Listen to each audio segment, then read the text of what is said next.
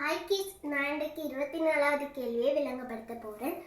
ஒரு பெரிய அளவிலான சதுரக்காணி 4 சிறிய அளவிலான சிறிய சதுரக்காணிகளாக பிரிக்கப்பட்டன.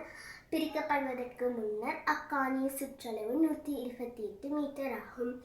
பிரிக்கப்பட்ட பின்னர் அதில் ஒரு சிறிய அளவிலான சதுரக்காணியின் சுற்றளவு யாதுன்னு கேட்டிருக்காங்க. இப்படி பெரிய சதுரக்காணியோட சுற்றளவு 128 மீட்டரா. நாங்கள் இப்போ இந்த சிறிய சதுரக்காணியோட சுற்றளவை பார்க்கணும். அப்போ பெரிய சதுரக்காணியோட ஒரு பக்கத்தின் நீளத்தை பார்க்கணும்.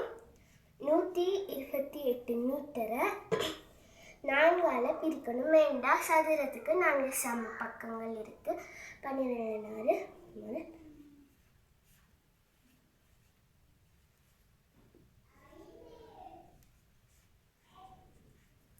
இப்போ சதுரக்காணியோட ஒரு பக்கத்தின் நீளம் 32 மீட்டர். இப்போ ஒரு சிறிய அளவிலான சதுரக்காணி சுற்றளவு பார்க்கணும். அப்போ இந்த பெரிய சதுரக்காணியில் அரைவாசித்தான் சிறிய சதுரக்காணி.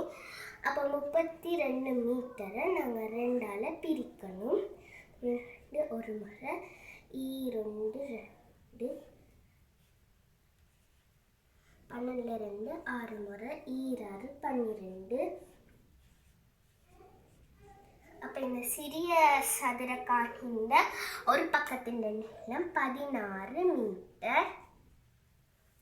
இப்போ கேட்டிருக்காங்க, ஒரு சிறிய அளவிலான சதுரக்காணி சுற்றளவு யாது? இந்த சுற்றளவு யாது? அப்போ 16 மீட்டரை நாங்கள் 4ஆல் பெருக்கணும். 6 4 24, 2 மிச்சம், 1 4 4 4 2 4 5 6. அப்போ 64 மீட்டர். 24வது கேள்விக்கான விடை 64 மீட்டர். நன்றி.